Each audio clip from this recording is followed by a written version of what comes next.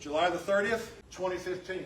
Indiana conservation officers are conducting an investigation today into a utility terrain vehicle, UTV, crash that took the life of a 10-year-old little girl here in Switzerland County on Sunday. Some of you may remember this day. Cindy Jackson of Franklin, Indiana was the passenger in that UTV when the vehicle crashed and rolled on top of her, causing serious bodily injury. The driver of the UTV, Billie of Center Square, was operating the UTV on her property on Barker Road with her friend in the passenger seat.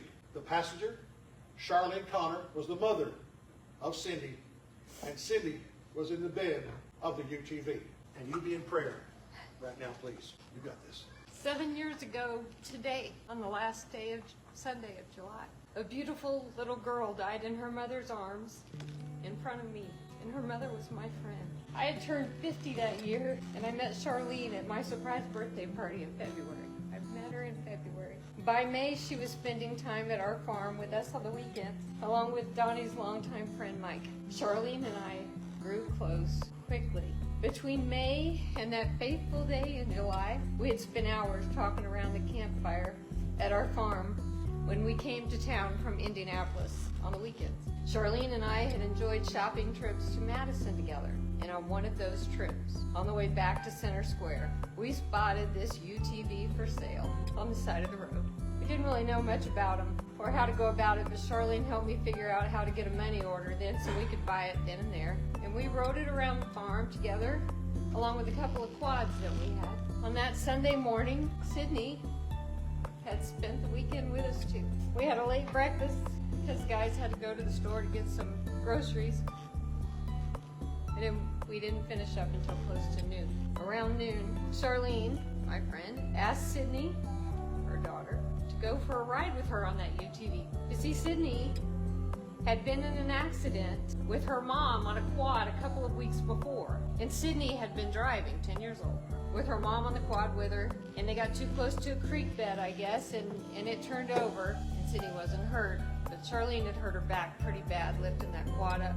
So I think Charlene thought Sydney was feeling guilty about that accident and her mommy hurting her back. And she wanted her to feel safe again. So she and Sid went for a short ride, maybe 10 minutes, around the house. Charlene and Sydney came back up to the porch where I was, where Charlene asked if I would drive them around. Charlene trusted me. Charlene said Sydney could ride in the back with Bambi, our dog.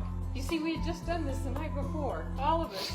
Sydney was in the back of that UTV. Donnie was driving and I was in the passenger seat then. Charlene and Mike had been on a quad behind us, and all had been well, so surely I thought it would be again. I agreed only a little reluctantly because I was thinking I needed to get back to Indy. I had some work I needed to catch up on before the week started. But anyway, we climbed in. And I thought to myself, okay, I'm going to go the same route we went last night. Before we took off, Mike and Donnie were talking about taking the boat out that day. And I looked at my watch saying, I really need to go home. It was 12:15. And I told them maybe we'd talk about it in just a few minutes. And that's how I know exactly what time it was. We girls went down the path and over to the area on the farm that we called the Scary Tree. It had a bunch of low-hanging branches and vines. And as we drove slowly around, we talked about how cute it would be to have a little playhouse over there. The last words that Sydney heard me say was, yeah, like Hansel and Gretel. Because as we circled that tree, going up a little incline, a hanging vine must have grabbed the roof of that UTV. And we were going up and I couldn't see the ground anymore. I realized we were going over, and it was like slow motion. I was thinking I need to jump out, but I couldn't move. The vehicle landed upside down and back, and the roll bars had kept Charlene and I from going anywhere. But that wasn't the case for Sydney, of course. I couldn't get out, and I realized I had my seatbelt on. But Charlene wasn't wearing one, and she jumped out quickly, yelling for Sydney. And by the time I got that seatbelt off, Charlene was sitting on the ground with Sydney in her arms, and I can tell you that we both watched that precious baby die right there in that instant.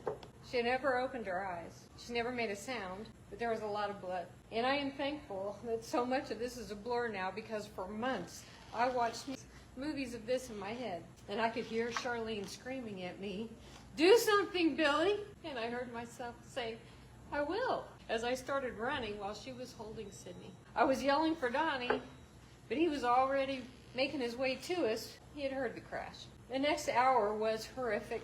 We called 911, but I guess our address didn't exist because we didn't have a mailbox or something. And we got transferred. You know, the cell phone at that time only worked in like one room of that trailer. And they were saying, is she breathing? Does she have a pulse? She wasn't there with us. We can really answer that question. I knew the answer, though. We decided to meet the ambulance at the Amish store. It was closed, of course, because it was Sunday. People were showing up at that store. DNR, Sheriff's Department, ambulance. I don't know who all was there, but I know that there were 3 women that I didn't know who stayed with me, sat with me on the ground, and prayed with me. Sydney was being taken to someplace nearby where a helicopter could land. I didn't know where anybody else was or really what was going on, but these neighbor women prayed with me. It was at least an hour for a miracle. I was praying, God, just strike me dead. I was done. Let me go instead. Bring Sydney back. At some point, Donnie and I went back to that trailer on our farm, and our family started coming in from Indy. And I don't know how many minutes later, but I got the call that Sydney was officially gone. And as my mind was wrapping around what had happened, I just kept thinking that I had lived 1 year too long. I didn't need to make it to 50. I had raised my children and my brother's children. I was done. Why did my life have to end with this in it? Because surely this was the end. I can't say I ever wanted to kill myself, but I didn't want to live. I begged God to take me instead of her, and I know Charlene did. Later that day, my family took me home to Indy, and later that night, they took me to the hospital because they said I wasn't there. I just kept saying things to my kids like, I don't have anything for you. I've got nothing left. I have nothing to offer you. Because, see, in my mind, I had killed the most beautiful little girl who was precious, special, inside and out. What do I have to look forward to now? Why am I here? Later still that night, I was in my bed, and I remembered hating myself and hating my life. I shouldn't have done this, and I shouldn't have done that. A completely innocent little one had paid for my poor judgments. And at some point in the early morning hours, I felt myself tipping over the edge into blackness. And I don't know how else to describe it. I'm losing it. But something grabbed my mind and kept it from going to some point of no return. And I can only explain that to you as God. That nightmare that didn't require sleep was a horrific movie that played over and over. But somehow I felt at that moment that a choice had been made for me. And I knew that I was being held. Over the next few days, I was living with the thought in my head that said, your job is to face it, one step at a time, and I will be with you. You know, I'm grateful for Facebook because I can see some of where my head was back then. 2 months after the accident, I posted this message to God. I guess it was to God because it says, as I look back over my history, the last 20 years of my life, Lord, I can see what you did. I can see how I would. When I was most afraid, you made things better than they were before. I can see that those sufferings were never wasted. But now, I'm in the storm of my life, Lord, because I'm not out of it yet. I can't see things clearly. I'm still scared. This trial is so terrible. It's hard to focus on your faithfulness, to trust that you will use it for good. But I know you are faithful even as I struggle to be. So your will be done. The year after the accident, Charlene and I got word that we were being sued by Sydney's dad. And to this day, I've never met him. But I often thought how terrible his pain must be to pile on Charlene's suffering after losing her only child. He had other children, but for Charlene, Sydney was her life. And I often feel guilty talking about my pain when Charlene's was much worse than mine.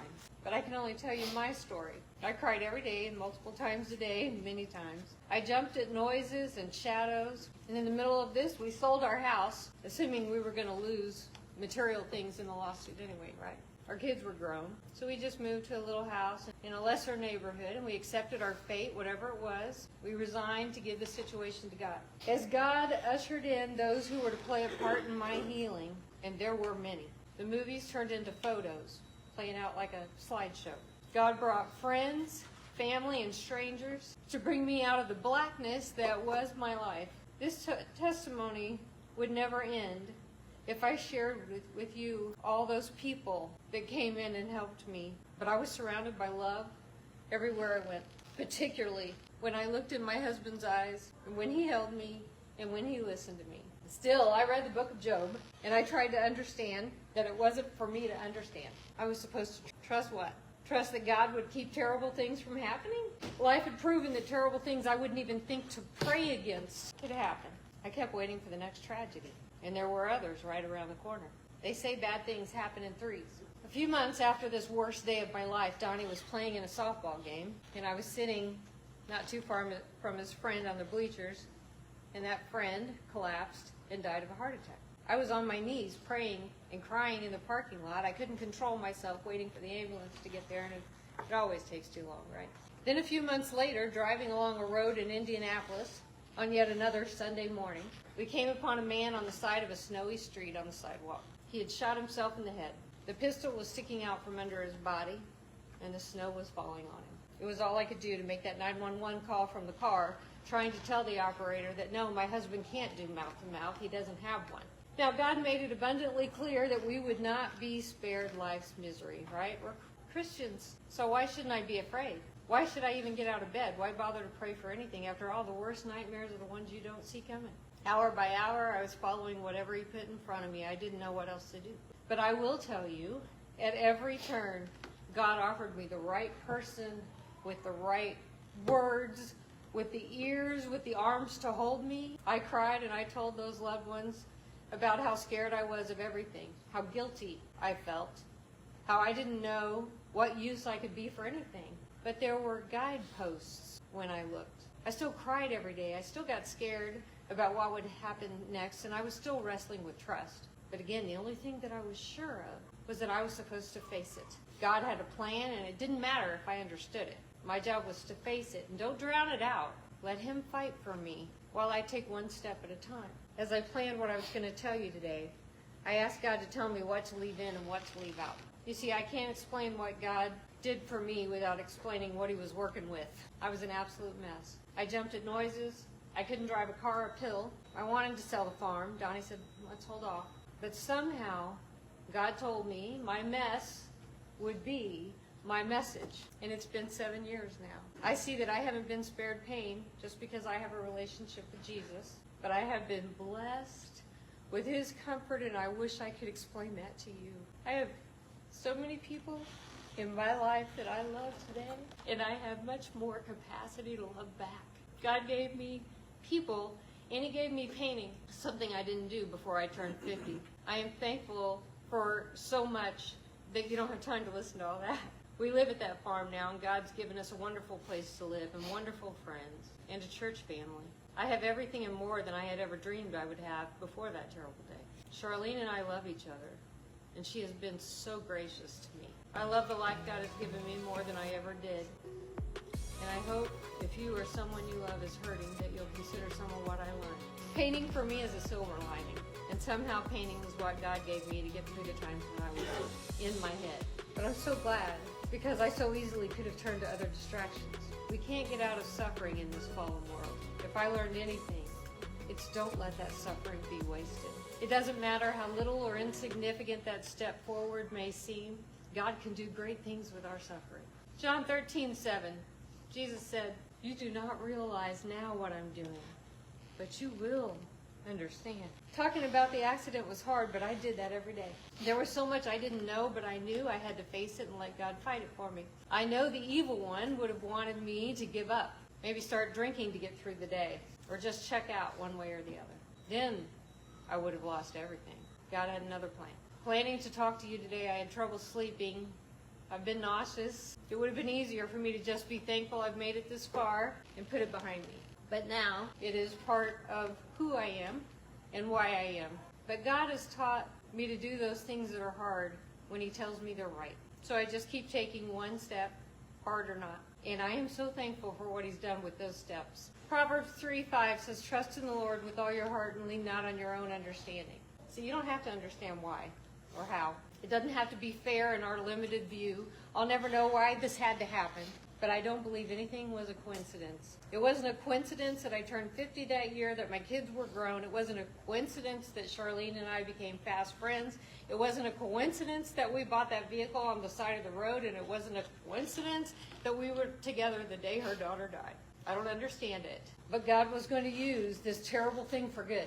And I have no doubt that Sydney is in heaven joyfully waiting for the day that she will see her mother who loves her so much. I have so much more love in life than I did before all this. And I can see that my suffering was not wasted. Every area of our lives is better from where we live, our relationships and our circumstances, and more importantly, our faith. Only God can say it was worth it because he can see more than me, and I'm just going to have to trust him on that. We're limited, right, to our own little world, what we can see. And he has held me through mine, and I am grateful for those opportunities to not waste my sorrow or my pain.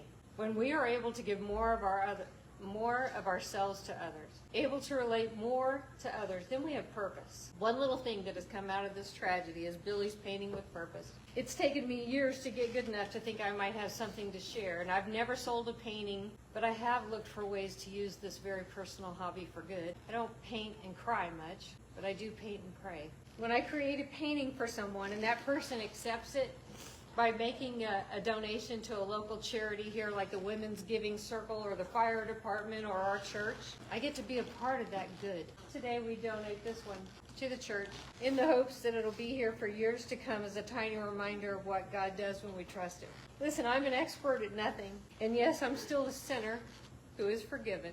But if you are in your mess today, I urge you to look for your guideposts. Take one step that God tells you is right, no matter how small or how hard. You don't have to understand the Master's plan.